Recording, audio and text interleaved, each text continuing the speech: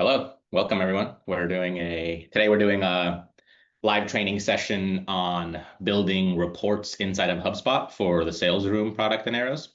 We're doing more of these sessions over the coming weeks. So if you ever have any feedback on different topics, different things you want to see, this week we were focused on reporting and data in HubSpot. Yesterday we did a session on onboarding plans. Today we're focusing on sales rooms. Before we jump in, just a couple housekeeping rules that we want to cover. Feel free to keep your camera off if you're in this session. We will keep you on mute for the most part, just to be mindful of time and being able to get through all of these talking points that we have here. But feel free to use the chat to ask any questions, share any feedback. If you get stuck on anything, we'll also share a recording after this is done. So you'll have a version and a copy of this that you can kind of walk through. I'll try to today cover 2 or 3 main reports that you can build, and they're relatively easy to set up, and I'll try to pace it at a way where you can follow along and take notes. And if you're a HubSpot expert, you might be able even to build it as we go, but rest assured that we'll send the recording and resources anyway. Then the goal is here to keep it within this 30 minutes, so I am going to try to pace myself and get through that and stay focused. And then, like I said, if you have any ideas for the future, feel free to let us know. Email Alan when he follows up. He's here with me from the marketing team. And yeah, I'm going to jump right in and kind of talk through what is Arrow's data and how do you use it in HubSpot. So if you're familiar with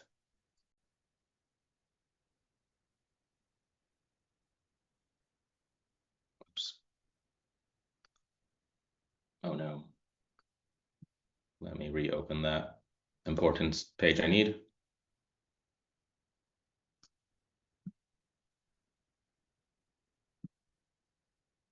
Okay, so this is a HubSpot dashboard. Most of you are likely familiar with this, especially in the sales world. You probably already have reports and dashboards. And one of the strengths of Arrows is that we can provide data about your sales rooms and their activity into HubSpot in the form of properties, which then you can use for reporting and dashboards and automations and all other sorts of things that natively can happen in HubSpot.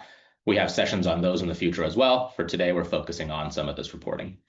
Before I do any of this, it is important to call out that in Arrows, some of what I'm about to show you is contingent on data that is synced from Arrows into HubSpot. When you are looking at your integration page in Arrows, you'll likely have to have Arrows admin permissions and or have your Arrows admin do this part of it. But from the integrations tab, you'll be able to go to the sync data points section inside of Arrows and then sync over some of these data points that are available to you. Right now, there are about 11 or 12 of them in here. And there are different things like the actual link to the URL for that room, as well as things like how many times has that room been opened, how many different suggestions are there on rooms for our AI, things like when was the last time it was opened in the form of a date property. So there's a bunch of different things you can use in here, and you can get creative with how you use. For today's session, I'll mostly be using the activity level one and some of the view ones and the link ones to kind of talk through some of these basic reports.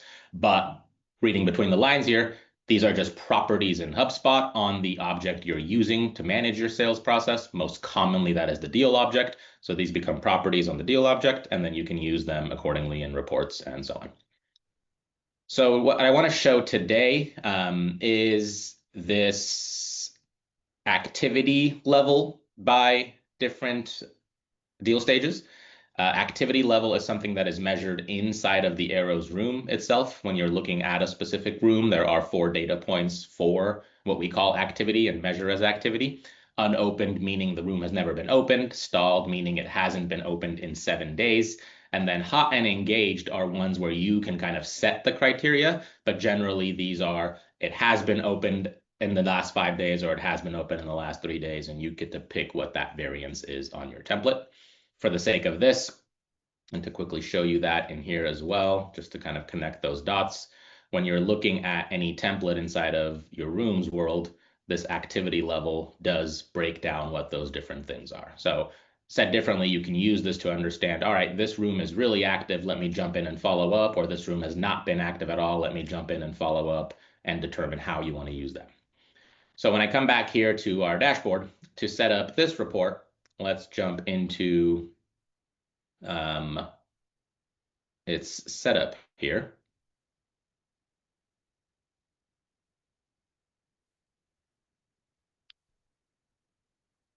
So this is your pretty standard vertical bar report. It's looking at deal stage as the x-axis here, and then it's looking at the count of those deals in the y-axis.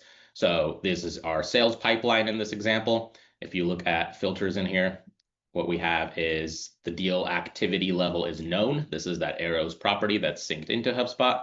And then we're selecting the different deal stages we want to focus on. In this example, in our demo account, we only send the sales rooms when it's in the exploration stage, in the evaluation stage, and in the agreement sent stage. That's when we're actively using those rooms. So we have filtered it down to those specific stages. You can obviously filter this down to whatever makes sense for your business or your needs. And then all we're really doing here is picking a vertical bar graph. Again, for the x-axis, we're using the deal stage. For the y-axis, we want to see how many deals fall into that world. And then the breakdown is by that arrows room activity level. So if you were to search here for arrows, you'll see all of those respective properties. And then if you search a little bit deeper and go into activity level, all you would have to do is drag and drop that into here, and essentially it would build this breakdown for you. Now, when looking at this report, I can quickly jump into these different sections and see, all right, here is an engaged deal. Which one actually is that deal? And this would tell me who the partner is, the activity level, and what stage they're in, because right now, those are those 3 data points. But what's also nice is if I wanted to add more information in here, and this is one of the main strengths and reasonings we have built the integration the way we have, is I can also pull in other HubSpot information. So if I were to come in here and wanted to also see the deal owner, for example, of who's managing that, or also see the amount of that deal, I can pull in all those standard arrows, or excuse me, all those standard HubSpot data points. And now when I'm actually looking at that world in here, it gives me more information. So in this case, Alan is the deal owner. The amount of that deal is $15,000 a year, and I can still see some of that other context that was in there. So you can build this out in the way that you'd like and in the way you want to see information in, while keeping it pretty basic at this chart level, which I think is both insightful, but then also you can see all that extra information in there. If you wanted to go a layer deeper, what I've also seen folks do is then filter this down to only things that are unopened, for example, or only things that are stalled. And you can do that at the dashboard level as well. And that's kind of the beauty of building these dynamic reports in HubSpot, is it's using your arrows data, but letting you use all of that functionality that you're used to in HubSpot. The last piece of this is here in the chart settings, where we actually added different colors for these different graphs. So pretty standard in our case. Green is engaged, hot is blue, stalled is orange, and unopened is red. You can build this out accordingly to what you want to see and what you care to see.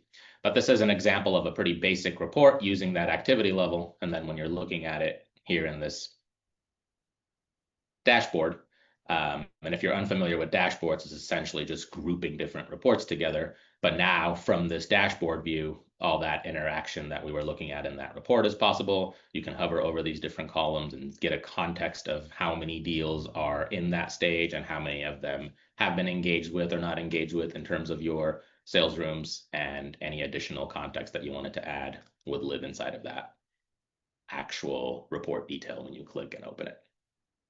The other nice thing about reports and dashboards in general is you can schedule these to be sent out at a cadence, whether that's to yourselves, to your managers, to your bosses, to your executives, but everyone should be able to access these in HubSpot and then have purview into some of that context. I'll pause there to see if there's any questions or any comments in the chat.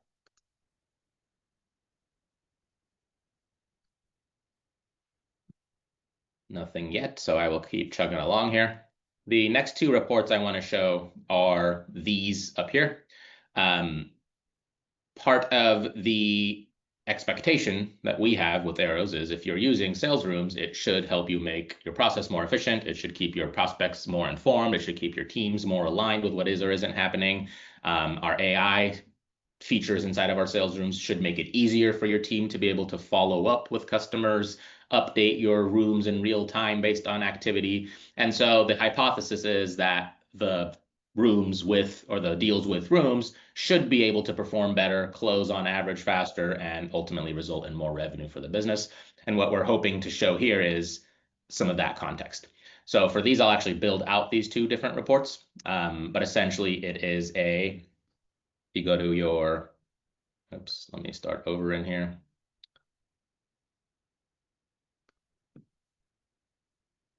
In HubSpot, if you go to your report builder, and again, this might depend on your access or your permissions in HubSpot, but if you have the ability to come build these reports, what you're going to do is go to the reports section, hit create report, and then for these specific charts, or what HubSpot calls summaries, I'm using a single object report. For that other report we were looking at, it was a custom object report. But in this case, I only need to focus on the deal object inside of HubSpot. So I'm going to pick this deals object here, and I'm going to hit next. And this is the anatomy of building a report in HubSpot. First and foremost, always give it a name. I'm going to actually use a name that I'd already pre-saved. So closed won deals performance this quarter, the ones that have sales rooms, and then that second version was the ones that don't have sales rooms. So in the world here, what I need to add is some data to actually display. First, I'm going to go to this visualizations tab though, and I'm going to pick this, what it's called a summary chart type. And that's what's going to build out that kind of view that we were seeing here. And the information that I want to see in there are what you have to add to the data point. So what I'm looking to see is how many days it took to close. And that's a standard HubSpot property. So I'm going to go ahead and add that in there. And I also want to see the amount in the company currency. So that's already one of the ones that's added in here. And I'm going to use those two things here in a second to kind of break down what is in each of those categories. And the other one I want to add in here, just in case I need it, is the count of deals.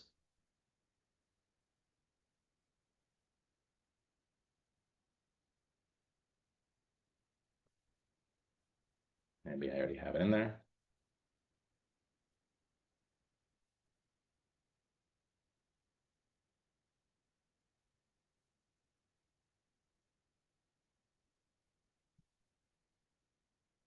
Okay, maybe we can't find it.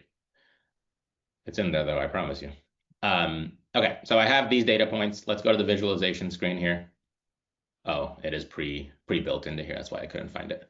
But essentially what I want to do now is display those different data points. So I'm going to pull in the first thing I'm going to pull in is the amount in currency. I'm also going to pull in days to close is the other one I want to look at. For this one, what I want to do is look at it by average.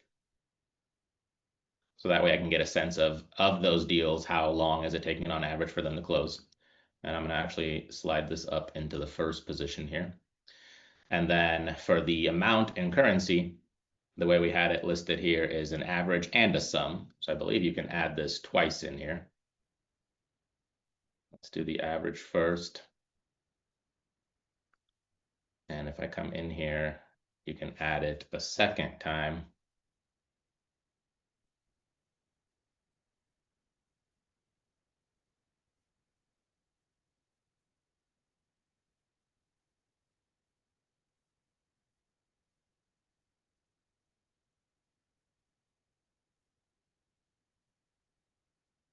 Oh, interesting. It's only letting me add two in here. So maybe this is a different chart that we're looking at from this one. Let me just make sure I'm giving you the right information.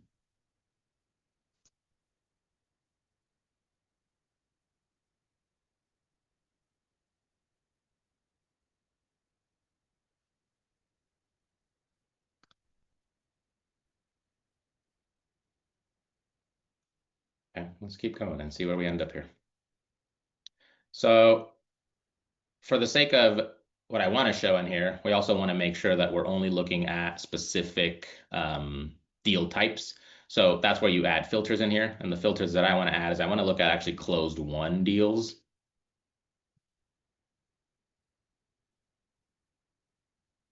So you can use the is closed won filter in here.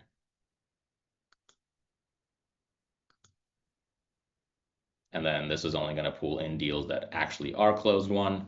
And then the other thing I wanted to look at as well is if the URL or if that room URL is known, and that way that indicates these actually do have sales rooms attached to them. So I'm going to do a second filter in here. I'm going to search for that arrows room URL property. And then I'm just going to say is known. So this would indicate that there actually is a room attached to it, and it is one that has a sales room so that we can filter between the two different reports. Let me try this closed one again.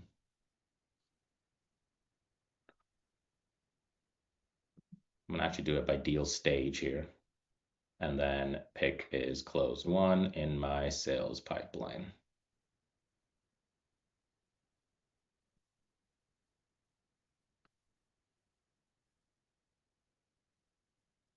So this is a demo account, which is why some of this data is blank. But in theory, if you were to pick the different filters you want and the different deal stages that you care to see, this would generate that context that we're looking at in this report, where now it's showing me that these are the companies that have actually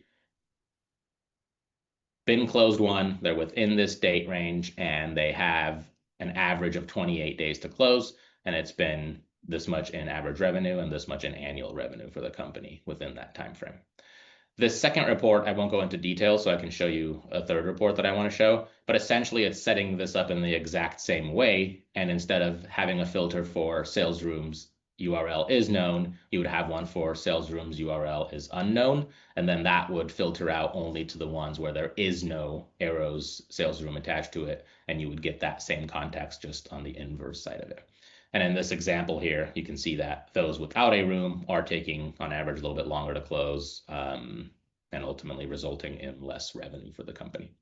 So I'll follow up too in our follow-up email to see why this one was able to have 3 and that other one wasn't. Could be that something was changed in the way HubSpot is allowing me to set this up, and or I'm doing something incorrectly in here. But normally you can add additional data points in here versus just the 2 that are appearing. And then the last report that I want to touch on in here is this average days to closed one with a sales room by different months. So kind of a different view of that data. But what I want to understand here is for deals that are closing within a specific month, how long is it taking on average for them to close?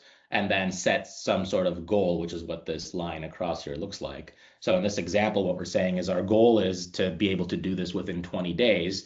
And on average, this is what's been happening across these other data points. So if I go back into my report builder here, I'm going to exit this one without saving it. And I'm going to go ahead and build a new report. This time I'm going to do that custom report and pick my own data source here. I want to look again at the deals object because that's where most of my context lives. The difference between single object and custom reports is you can add different records in HubSpot to pull data into. So if you wanted to additionally pull in information from the company record or from the ticket record, you can do that all in this one report versus that other report type only lets you pull in information from one object. If you have access to this, essentially the functionality is the same, but this lets you build more future-proof reporting where in the future you can come in and pull additional data sources if context lives in different places. For now, I'm still going to only look at deals though. And in this case, it's a vertical bar graph again. The x-axis that we want to look at is the close date. So in here, you can search for close date and pull it into your x-axis. It defaults to monthly, I believe, but you can change that cadence if you needed to. We do want it on monthly, so I'm going to leave it there. For the y-axis, we want to look at those average days to close. Oops, days to close. And we want to pull that into there. And instead of the sum, again, we want to look at this in the form of an average. So when you click into that, you can actually change the aggregation type from sum to average.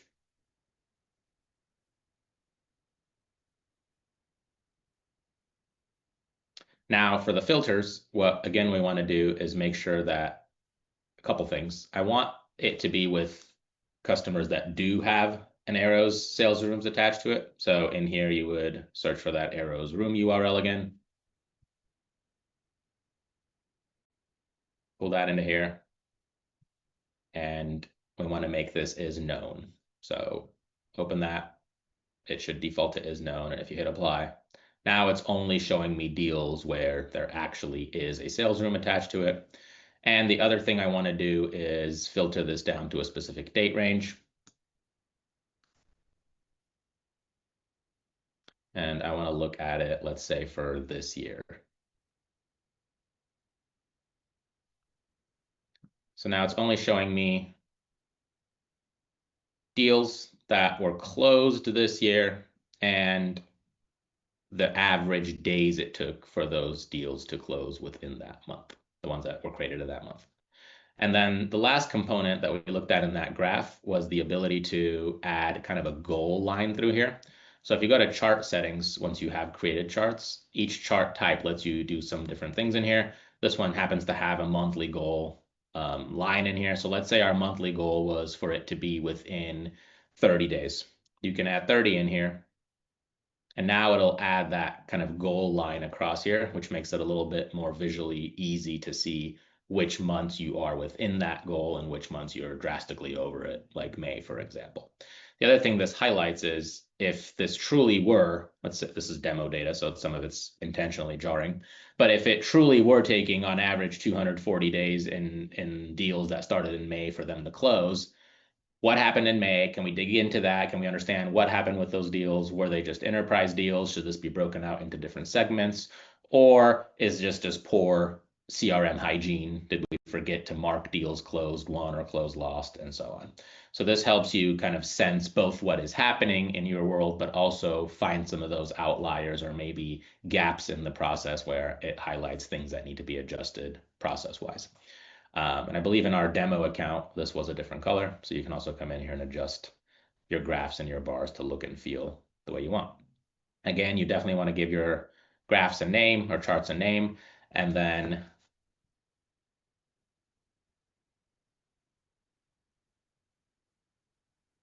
the last thing I'll show you in here is when you go to save a report, this is where you can add it to a dashboard if you have an existing dashboard or create a brand new dashboard. So in this case, if I were to add it to a new dashboard, let's say I had a sales room activity.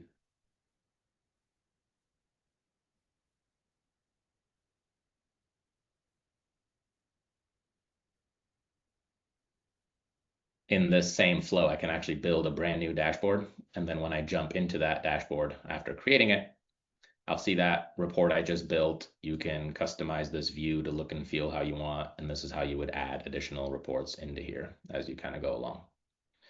So I'll pause there again and check the Zoom chat to see if there's any questions or thoughts from anyone.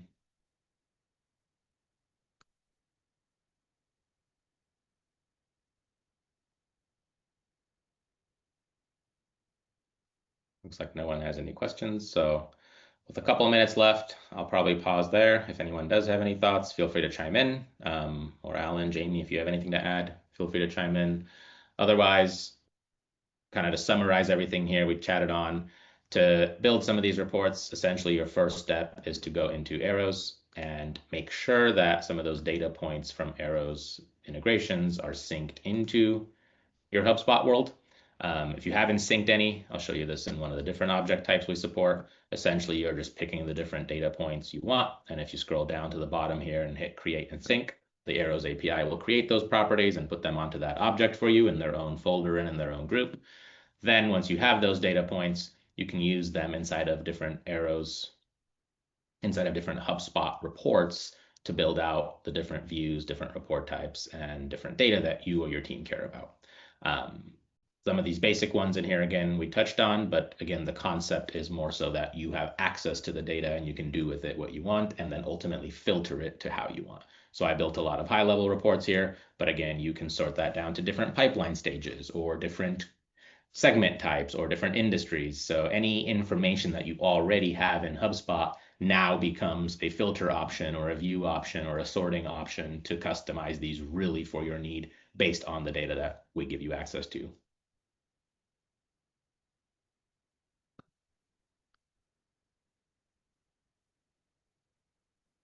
Awesome.